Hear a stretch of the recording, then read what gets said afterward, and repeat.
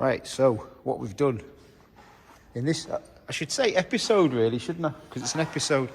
In this episode of the Honda Jazz life, we've removed the FN2 inlet manifold. It's gone. See ya. It's been replaced with the EP3 one, the K20 A2, because there is an absolute shitload more space in there. Like loads more space. So that makes everything that little bit easier. Also, it has the flow through for the throttle body, so you've got the idle control. The only problem we had with that is this alternator for an FN2 is marginally different because the plug's in the wrong place.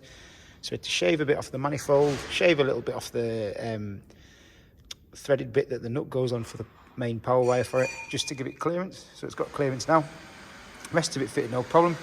Got a K-tuned coolant adapter there. So that allows us to fit the A2 manifold to the Z4 head. I think it's also a K24 adapter. That's what it's used for, but that fits no problem. So the next thing we're looking at is getting this thing to fit back in, to fit a brand new standard radiator. I couldn't find an upgraded radiator. I don't know if people make them anymore. They did apparently a while ago. I've seen a Mishimoto one once online, but I can't find one to buy. And then little brackets on there, and that radiator will fit. And I've got a slimline fan as well, which will also fit. So this is called a Honda Fit as well abroad, so everything fits on a Honda Fit. Amazing. Well, yeah, so Johnny's just riveted through the brackets there. I'm about to. And then that'll allow us just to bolt. Should fit the brackets straight back onto this.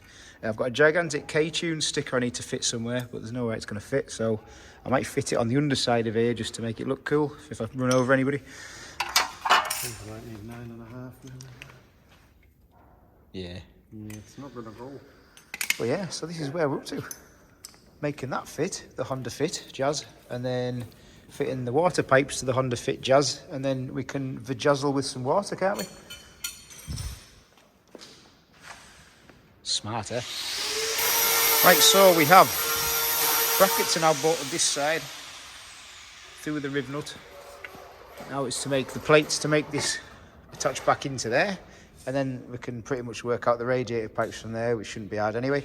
And then it just wants a little bottom panel put in as well. And that's that whole system done there. That's all that done. That'll be all the water done.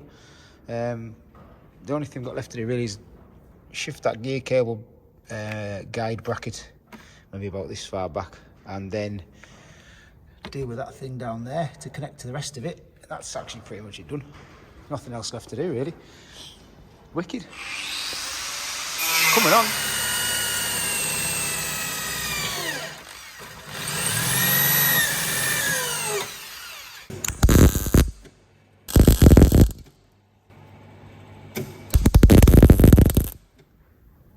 So there you can see brackets are welded in.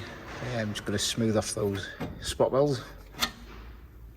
Boom, look at that. So just need some riv nuts put in those plates there and drill through there, and then that means that will just bolt straight back in. So if ever needs to come out, whip that out, and then we'll do a similar panel for the bottom underneath there, across there. But yeah, as you can see there's plenty of space for the radiator.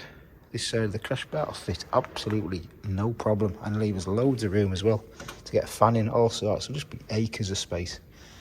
That inlet's a lot better fitting than the FN2 one. So although it would have worked, this seems a lot easier.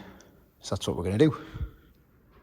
So yeah, loads of bloody room for the radiator, like loads. It's just propped up on that box at the minute, but fits in absolutely no problem. Just need to massage that side there to fit a little bit neater, and then drill through again, and then we're good. But as you can see this side, if you look, no problem to fit a fan. Miles off clearing the inlet manifold, like miles off it, so that's good. That's wicked, like fits really well. Sweet. But it's also worth checking, but yeah, we didn't check this at the time actually, but the bumper does fit on no problem, because of course these radiator brackets are now sitting much further forward than originally. But because they go under, they actually fit underneath this green bit of the bumper, so it's all good, all fits no problem. Absolutely loads of room. Loads of room. It's just a shame of all this mess of carry on round there, like it's just horrible wiring, a Honda link, horrible.